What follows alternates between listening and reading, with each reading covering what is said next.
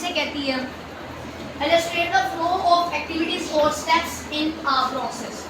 ठीक है, एक प्रोसेस में स्टेप्स का फ्लो क्या है, कौन कौन सी एक्टिविटीज़ कैसे परफॉर्म हो रही हैं, उसको हम कहते हैं, हम एक्टिविटी डायग्राम के अंदर देखते हैं। ठीक है, अब वो अगली लाइन कहते हैं they are useful for modelling the logic of complex operations. ठीक है, वो कह रहे हैं कि अगर बहुत ज़्यादा आपने टास्क परफॉर्म किए हैं, बहुत ज़्यादा ऑपरेशंस परफॉर्म किए हैं, जब आप उसको एक एक्टिविटी डायग्राम की फॉर्म में बना लेते हैं तो आपको खुद की चीज़ें समझ आ जाती हैं, आसानी हो जाती है, देखने वाले को आसान लगता है, समझ आ जाती है कि किस तरह से इसने स्टेप्स को परफॉर्म किया। ठीक है, फॉर एग्जांपल हम कहते हैं कि एक स्टूडेंट ने स्कॉलरशिप के लिए अप्लाई करना है, उसने सिस्टम खोला, लैपटॉप खोला, मोबाइल खोला, वेबसाइट खोली, ओपन द वेबसाइट या सर्च द वेबसाइट, उसके बाद उसने उसके अंदर अपना रजिस्टर किया, यूज़र रजिस्टर, फिर अगला स्टेप लॉगिन किया, लॉगिन द यूज़र, लॉगिन करने के बाद फॉर्म आया, फिल द फॉर्म करने के बाद अगर तो कोई इशू था, कोई फील्ड खाली छोड़ दी गलती से, तो वो बताएगा कि इसको फिल करो, फिर आपका फॉर्म सबमिट होगा, स्कॉलरशिप फॉर्म। अगर सब कुछ ठीक है तो आप सबमिट के बटन पे क्लिक कर दोगे तो आपका फॉर्म सबमिट हो जाएगा। तो ये जो सारा एक स्टेप्स का फ्लो है, कुछ स्टेप्स हैं, इसको हम कहते हैं, ये एक्टिविटी डायग्राम के थ्रू हम इसको डिस्प्ले करते हैं। ठीक है जी, अब हम देखते हैं कि आपकी बुक में जो एक्टिविटी डायग्राम बनी हुई है, असल में ये डायग्राम गलत बनी हुई है। ठीक है, ये असल में फ्लो चार्ट डायग्राम है। फ्लो चार्ट समझते हैं, स्टार्ट का ये ओवल है, प्रोसेसिंग है, ठीक है, इनपुट आउटपुट है, वेरी गुड। ठीक है जी, तो ये असल में फ्लो चार्ट बना हुआ है। एक्टिविटी डायग्राम का डिफरेंस ये है कि उसमें स्टार्ट सिंबल आपका, ये आपका स्टार्ट सिंबल, ठीक है, ये फिल होता है और आगे सारे स्टेप्स वही हैं। ठीक है, लेकिन आपकी अगर पेपर में क्वेश्चन आता है तो बेटा आपने यही डायग्राम बना देना है। वैसे ये डायग्राम ये नहीं है, ये डायग्राम गलत बनी हुई है, ये फ्लो चार्ट है। फ्लो चार्ट और एक्टिविटी डायग्राम में फ्यूचर के लिए मैं आपको बता देती हूँ यही डिफरेंस है। यहाँ पे स्टार्ट के लिए ओवल शेप में बताया है, जबकि एक्टिविटी डायग्राम का स्टार्ट ये है। ठीक है जी, हम यहाँ पे एक रेस्टोरेंट मैनेजमेंट सिस्टम को देख रहे हैं। उस रेस्टोरेंट मैनेजमेंट सिस्टम में हमें ये कहता है कि फॉर एग्जांपल मुझे कुछ ऑर्डर करना है, मेरे घर में गेस्ट आ रहे हैं, अगले 15 मिनट्स के अंदर, 15 मिनट्स में मुझे मेरा ऑर्डर घर पे चाहिए। ठीक है, तो सबसे पहले मैंने क्या करूँगी, मोबाइल फ़ोन उठाया और मैंने ऑर्डर प्लेस करवा दिया। ठीक है, रेस्टोरेंट में फ़ोन किया, कॉल की कि मुझे पिज़्ज़ा या जो भी मुझे चीज़ चाहिए वो मुझे डिलीवर कर दो। ठीक है, तो सबसे पहला काम, ये जो आपकी एक्टिविटी है सबसे पहली, उसको हम कहेंगे कि मैंने ऑर्डर को प्लेस कर दिया, यानी ऑर्डर प्लेसमेंट। पहला स्टेप ये है, ये आपका स्टार्ट सिंबल है। दूसरा, अब क्या होगा, मैंने ऑर्डर प्लेस कर दिया, सारी इन्फॉर्मेशन बता दी कि ऊपर ये डालना, स्पाइसी होना चाहिए, जो भी मैंने बताना था। अब जिसने मुझसे कॉल रिसीव की थी वो पर्सन जाएगा शेफ़ के पास, उसे कहेगा कि ये ऑर्डर आया है, 15 मिनट में ये डिलीवर करना है, रेडी होना चाहिए, आप ये बनाना स्टार्ट कर दो। अब जब मैंने ऑर्डर प्लेस किया, अगली एक्टिविटी क्या होगी कि वो वाला जो मैंने ऑर्डर कहा है वो अब प्रिपेयर होना स्टार्ट हो जाएगा, यानी कि फूड प्रिपेयर्ड या प्रिपरेशन। ठीक है जी, यानी अब खाना बनना स्टार्ट हो गया जो मैंने ऑर्डर प्लेस किया। अब अगला स्टेप क्या होगा, डिलीवरी की बारी आनी है, खाना डिलीवर करना है मुझे, तो उसके लिए वो पता करेगा जाकर कि मुझे ये बताइए कि जो मिस ने ऑर्डर लगवाया था वो आपने खाना रेडी कर लिया। ठीक है जी, हम लिखते हैं रेडी। अब ये मैंने यहाँ पे एक सिंबल लगाया है डिसीजन के लिए, डायमंड सिंबल। ठीक है, ये बताता है कि अगर आपकी खाना तैयार है तो स्पेसिफिक स्टेटमेंट को एग्जीक्यूट कर दो, अगर नहीं तैयार तो उसको प्रिपेयर खाना बनाओ और फिर आगे आप डिलीवरी की तरफ जाओ, खाना डिलीवर करो। ठीक है, यहाँ से आया कि अगर वो कहता है शेफ़ कि यस खाना is ready, food is ready, जो आपने कहा था, यस के केस में वो यहाँ पे आएगा और यहाँ पे बता देगा कि ऑर्डर जो है वो डिलीवरी के लिए तैयार है, आप जाके फूड मैडम के घर पे डिलीवर कर रहे हैं। ठीक है जी।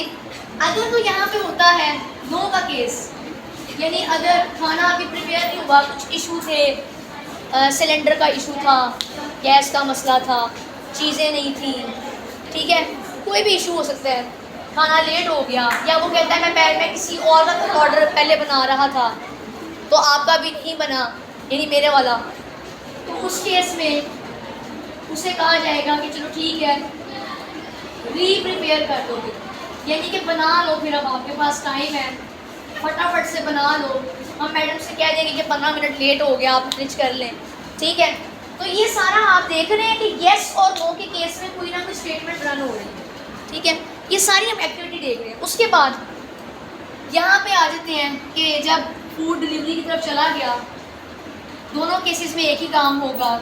यहाँ पे हमने कनेक्टर लगाया हुआ है, दो फ्लो लाइंस को आपस में कनेक्ट करने के लिए, और एट द एंड ये होगा कि यहाँ पे ये वाली जो है एंड हो जाएगा, ये एंडिंग सिंबल है। ठीक है, एंडिंग सिंबल किस तरह से है, पहले आपने सर्कल लगाया इस तरह का ही, ठीक है जी, उसको फिलअप किया, उसके बाद छोटा सा सर्कल उसके ऊपर एक और लगा दिया। इसका मतलब है कि आपकी जो एक्टिविटी डायग्राम है वो कंप्लीट हो चुकी है। नेक्स्ट हमारे पास है using UML to represent software systems. हम यूएमएल डायग्राम को पढ़ रहे हैं, उसी की टाइप्स पढ़ रहे हैं, उसके अंदर ही वो कहता है कि हम यूएमएल को क्या इसका पर्पज़ है प्रैक्टिकल लाइफ में, सॉफ्टवेयर डेवलपमेंट में कैसे यूज़ कर रहे हैं इसको। सबसे पहले वो कहता है कि इसको वेरियस स्टेज में यूज़ करें to improve understanding and communication.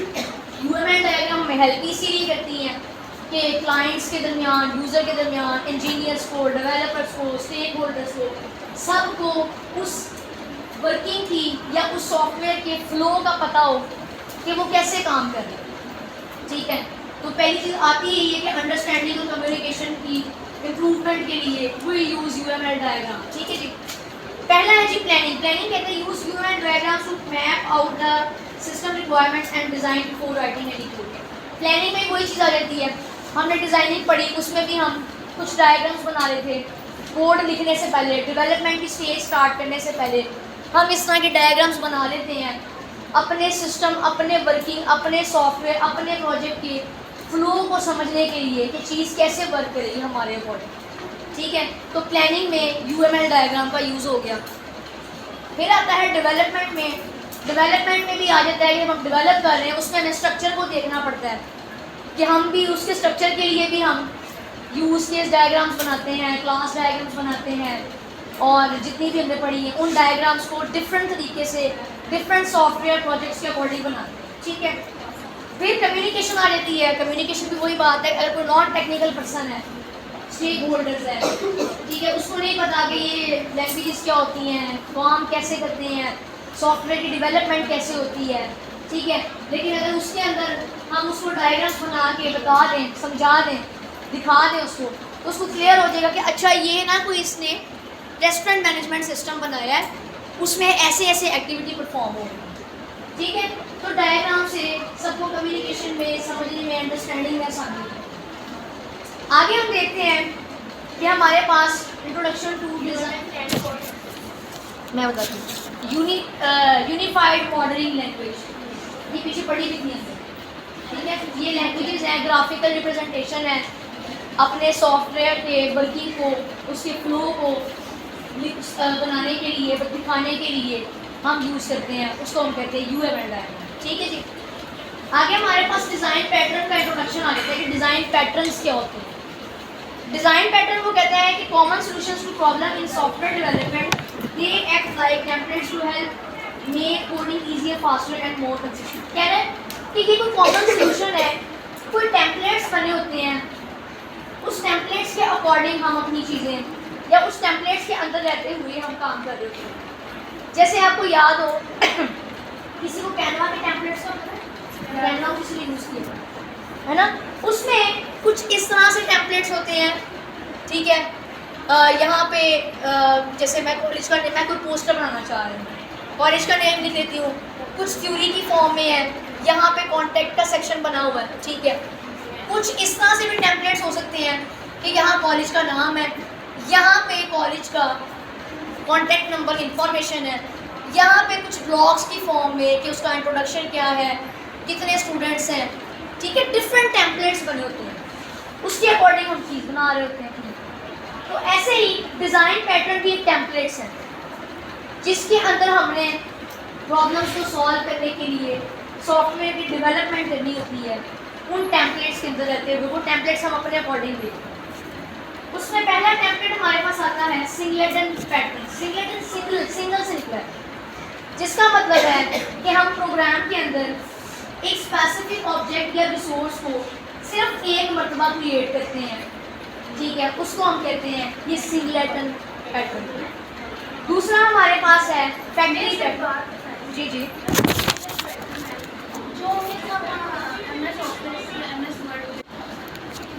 आगे नेक्स्ट हमारे पास है फैक्ट्री पैटर्न। फैक्ट्री का क्या मतलब होता है कि बड़ी कोई जगह है जहाँ पे ज़्यादा सारी डिफरेंट प्रोडक्ट्स बन रहे हैं, ठीक है। तो वो कहते हैं कि ये वो पैटर्न है जिसमें अगर आप चाहते हैं कि हम आपको पता होता है कि डिफरेंट प्रोडक्ट्स को आपने किस तरह से बनाना है, ठीक है। आपको डिटेल्स नहीं चाहिए होती उसके बारे में, ये प्रोडक्ट कैसे बनेगी, कौन बनाएगा, किस तरह बननी है। तो फैक्ट्री पैटर्न का मतलब है कि आपको पता है कि डिफरेंट चीज़ें किस तरह से बार बार बन सकती हैं, ठीक है। ऑब्जर्वर पैटर्न होता है कि कुछ ग्रुप ऑफ पीपल्स होते हैं जो ऑब्जर्व कर रहे होते हैं कि अच्छा ये चीज़ कैसे बन रही है, इसके बाद क्या हो रहा है, ये बंदा कैसे बना रहा है इसको, ठीक है। वो होते हैं ऑब्जर्वर पैटर्न। ये सारे टेम्पलेट्स हैं, ठीक है। कॉन्सेप्ट वाइज आप इसको किसी के बाद से किस तरह भी जोड़ सकते हैं। जब आगे आप BS लेवल में जाएंगे तो उसमें एक डिटेल में होगी, ठीक है। चौथा इसके अंदर आता है स्ट्रेटजी पैटर्न। स्ट्रेटजी पैटर्न का मतलब है उसमें कोई टूल किट होती है, कुछ टूल्स होते हैं, हम उस टूल्स की मदद से चीज़ों को स्पेसिफिक टूल्स के अकॉर्डिंग डिज़ाइन कर सकते हैं, क्रिएट कर सकते हैं। ये 4 पैटर्न्स हैं हमारे डिज़ाइन के जो कि हम सॉफ्टवेयर डेवलपमेंट के लिए यूज़ करते हैं। स्ट्रेटजी पैटर्न यहाँ पे लिखा हुआ है कि हमारे पास एक टूल बॉक्स होता है, ठीक है। उसमें डिफरेंट टूल्स होते हैं, उन डिफरेंट टूल्स को यूज़ करके हम डिफरेंट चीज़ें बना सकते हैं। हम अपनी नीड के अकॉर्डिंग कि हमने काम क्या करना है, हमें चीज़ क्या चाहिए, उसके अकॉर्डिंग उस टूल बॉक्स में से कोई सा डिफरेंट टूल यूज़ कर सकते हैं, ठीक है जी। आगे हमारे पास आता है कि एप्लीकेशंस क्या हैं, ठीक है। पहला उसमें वो कहता है कि कोड की कम्प्लेक्सिटी को रिड्यूस करने के लिए हम डिज़ाइन पैटर्न्स बनाते हैं कि अगर कोड बहुत कम्प्लेक्स है, ठीक है, हम कुछ टेम्पलेट्स ऐसे यूज़ कर लें जिसमें हमें पता चल जाए कि अच्छा अगर हमने एक दफ़ा रन करना है प्रोग्राम, एक दफ़ा लिखना है तो हम सिंगलेटन वाला यूज़ कर लेंगे। अगर हमें चीज़ें बार बार बनानी है, डिफरेंट टूल्स बनाने हैं, डिफरेंट चीज़ें बनानी हैं, तो हम फैक्ट्री वाला डिज़ाइन पैटर्न यूज़ कर लेंगे। तो मतलब कोड की कम्प्लेक्सिटी कम करने के लिए हम इन पैटर्न्स को या इन डिज़ाइन पैटर्न्स को यूज़ करते हैं। दूसरा पॉइंट कहता है कि अगर हमने अपने कोड की इन्हेंस करना है, उसकी रीयूजेबिलिटी, ये भी वही बात आ गई जो डिफरेंट टूल वाली बात है, सेकंड वाली, जिसमें हमने बात की कि डिफरेंट चीज़ें हम बना सकते हैं, फैक्ट्री पैटर्न जिसको हम कहते हैं। तो ये कोड की रीयूजेबिलिटी बढ़ाने के लिए भी हम डिज़ाइन पैटर्न्स का यूज़ करते हैं। तीसरा पॉइंट कहता है कि अगर हमने डेवलपर्स के दरमियान, स्टेक होल्डर्स के दरमियान कम्युनिकेशंस को थोड़ा सा इम्प्रूव करवाना है, तब भी हम इन डिज़ाइन पैटर्न का यूज़ करते हैं।